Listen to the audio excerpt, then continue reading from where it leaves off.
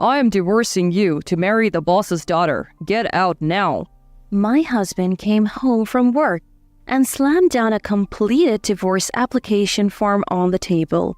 We had just had our first child and I thought we were building a life together. But my husband threw these unbelievable words at me. I'm going to be the next CEO. No hard feelings. Unable to comprehend what he just said, I hugged our 3-month-old daughter and stood in disbelief. Before we knew it, he had kicked us out of the house. Outside, it was pitch black, and a cold wind was blowing like a storm. Unlock the door, please. I banged on the door several times, but my husband didn't come out. I was left holding my young daughter at a complete loss for what to do. My name is Jessica. I'm 27 years old. My mom divorced when I was little and raised me by herself. Just when I was planning to take care of her in return, she got seriously ill and passed away 3 years ago. Around that time, George, a co-worker 3 years my senior, was always there to support me through the tough times. Eventually, we started dating and got married 2 years ago. But then, just when I thought we would start a warm family life, my husband betrayed me. With no parents or friends to rely on, all I could do was wander a dark path, clutching my young child and my anxious heart. Then I started recalling my husband's recent suspicious behavior. It began 6 months ago. He suddenly said he was getting busier at work and started going on frequent business trips. Even on his days off, he said he had to go out for work golf. Make sure to lay out my new golf attire. Shine my shoes and golf clubs. You're golfing again? Why don't we spend the day off together? Golf is part of my job. Besides, being with you doesn't benefit me at all. Just be quiet and do as you're told. He never used to talk to me like that. Even when I argued, he wouldn't listen to me. I started to worry as my belly grew larger with our child. But once the baby is born, he will return to the kind person he used to be. I spend my days dreaming of a bright future for our family of 3 and praying for the growth of our unborn child. About a month after I gave birth, things changed. My husband began to scrutinize my struggling face. You were never a beauty, but you have aged even more after giving birth. You really are unattractive. I have to take care of the baby and the house. I don't have time for beauty care. That's just an excuse. Ugh. Why did I marry a poor and unattractive woman? The only saving grace was your cooking, and I'm tired of that too. Unable to argue back due to exhaustion, my husband told me he didn't even want to be in the same room with me and locked himself in the bedroom. Since then, I've been sleeping on the living room couch while taking care of our daughter. It's tough now, but things will get better once we have a bit more room to breathe. I just need to hang in there. I believed that someday we would laugh about these days. But then one night, I overheard my husband on the phone after coming home late. Just broke up with you and you're calling already? That's cute. Listening in, it seemed like he was talking to someone he had been on a date with. I confronted him and he quickly ended the call. What are you doing on the phone so late? What? Stop eavesdropping. He shoved his phone into his pocket as if he were a child hiding something. His behavior was just like that of a child who's done something wrong and is trying to hide it. Would you be talking at this hour if it was someone from work? God, you're so annoying. I really got tricked by you. I married you thinking you had money, but you have none. Just like that, he started spilling the shocking truth. I married you for your dead mother's inheritance, you know? What? I never loved you. You are not good looking at all. That's why I'm marrying the daughter of the guy who owns the restaurant chain I work for. She's young and beautiful, unlike you. Caught off guard by his sudden revelation, my husband continued, I have already filled out the divorce papers. Grab them and get out. Now. I stared at the pre-filled divorce papers in disbelief. I was at a loss for words. Wait, This has to be a lie, right? I wouldn't joke about something like this. I proposed to the boss's daughter today and she said yes. So, we're done. Are you serious? You can't just divorce me like this. Explain yourself. All those business trips, all those golf outings, all lies. I've been dating her. I'm going to take over her father's business and become the next CEO. No hard feelings. I felt as if I had been struck by a hammer. Unable to find the right words, I clung to our daughter as he forcefully dragged us both out. Stop! Let go of me! I'm getting rid of the nuisances in this house. Hurry up! Take your hands off me! There was no way to overpower him. My daughter and I were kicked out with nowhere to go. The outside was frigid, almost as if our white breaths would freeze. Unlock the door, please, George! I knocked and rang the bell multiple times, but he never opened the door. I felt utterly lost, holding my young daughter in my arms. I can't let her freeze. I need to find some shelter. The warmth of the baby cradled in my arms was the only thing giving me strength.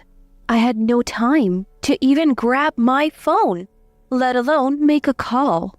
But when I checked my apron pocket, I found my wallet stuffed with $30 from my earlier shopping. With a bit of hesitation, I walked into a small hotel I happened upon and asked the elderly couple at the front desk, "How much is a room for the night?"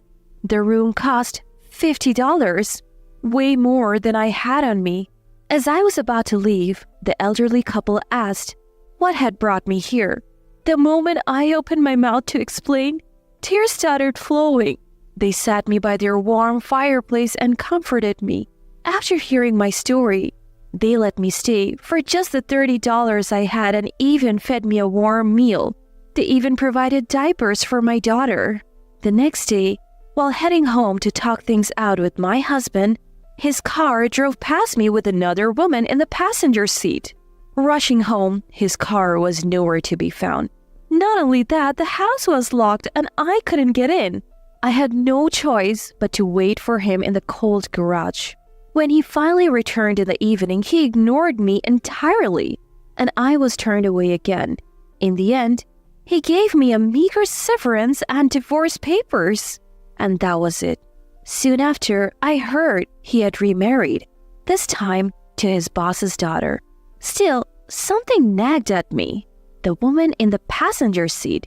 She seemed strangely familiar.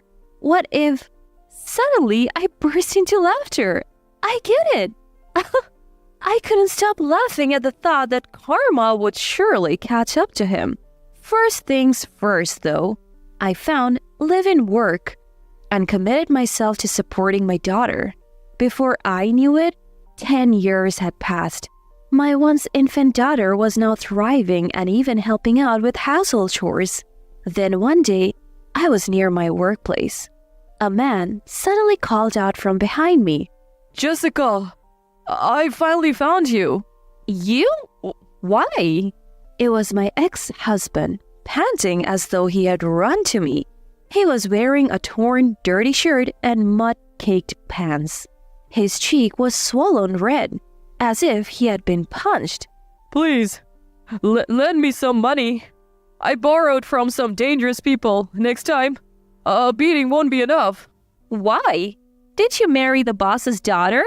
Weren't you said to be the next president?" About that." He started to explain. After marrying his boss's daughter, he had received a VP position and lived comfortably. But gradually the business declined. Restaurant after restaurant closed down and eventually the company was sold. Well, every restaurant is struggling to get customers these days. If that chain restaurant hadn't opened up in the neighborhood, we would be just fine. Can you lend me some money? My ex-husband looks at me with teary eyes full of hope. Just then, Linda, an employee who has been by my side, chimes in. "Boss, it's almost time." His eyes nearly pop out of his head as he grips my arm tightly. "What? Why are you the boss?" Ignoring the pitiful tone of my ex-husband, I shake off his hand and he steps in front of me. "What's going on? Explain." His eyes looked almost bloodshot. I could have walked away, but memories of past hardships surged within me. Maybe now's my chance to get back at this man who left me and my daughter. With my emotions in check, I calmly explained how I climbed the corporate ladder. After he kicked me out, an elderly couple let me stay at their hotel when I only had $30 to my name. I started working and living there. The food I made for them every day was well received, so I honed my culinary skills and took over the cooking duties at the hotel. Soon, my cooking became a hit and the hotel became known as a comforting place with delicious food, attracting more guests. The elderly couple, having no heirs, asked me to take over the hotel. I was hesitant because I had no experience in management, but I decided to accept their offer to repay their kindness. What do you know about running a business? I have attended seminars and spent sleepless nights studying hard. Now I own not just a hotel but 10 restaurants across the country known for their delicious food. I have even started getting featured on TV and in magazines. What could it be? My ex-husband glares at me as if he's realized something. Was the restaurant next to mine one of yours? Come to think of it, one of my outlets might be right next to the restaurant run by my ex-husband's father-in-law. I always wanted to succeed and get my revenge on him, but it seems like I've been cornering him without even realizing it. Oh, is that your restaurant? What a small world. You knew, didn't you? I'll sue you for business interference. We are running our business fair and square. Who do you think you're hurting by saying that? After all, his restaurant has been on the decline for years, using subpar ingredients and receiving poor reviews for taste. We have always worked hard to offer fresh, delicious food to as many people as possible. If you tried to cut corners because ingredient prices were rising, it backfired. You can't fool a customer's taste buds. Unable to retort, my ex-husband blocked my way as I was about to leave. Let's forget about the past and move on. I forgive you. Let's get back together. I don't need your forgiveness. How could you say that while you're still married? She's not a wealthy CEO's daughter anymore. I'll divorce her right now. Besides, she's a huge liar. Oh, you mean her good looks are due to plastic surgery? What? How do you know that? She was my classmate. I recognized her when I saw her in his car before. She had changed dramatically since our student days, surprising everyone at our reunion. Why didn't you tell me? I was shocked when I saw her old pictures. I put up with it because she had money, but if she's poor and ugly, I don't need her anymore. Let's start over. I was utterly disgusted by my self-centered ex-husband. It's obvious he's counting on my money. You were happy to leave your ugly wife, remember? And you even abandoned our young daughter. Why would I ever forgive you? Turning my back to him, I walked away and entered my office building. Unable to let go, he followed me and started yelling in the lobby. Don't abandon me! This is my workplace. If you disrupt it, I'll call the police. Don't be so cold. We were a good couple, weren't we? Stop kidding yourself. If you show up again, I won't hold back. He was escorted out by a large security guard and sat defeated on the curb. In the end, he divorced a woman who was a CEO's daughter. He later found work as a live-in janitor at a friend's office. Hopefully, he'll regret his past as he moves on with his life. It would be nice if he could polish his soul along with the floors. Meanwhile, I'm thriving in my career. We now even provide childcare facilities at work, offering jobs to single mothers like I was back then. My daughter says she wants to become a businesswoman like me and is currently studying. I am really looking forward to that day.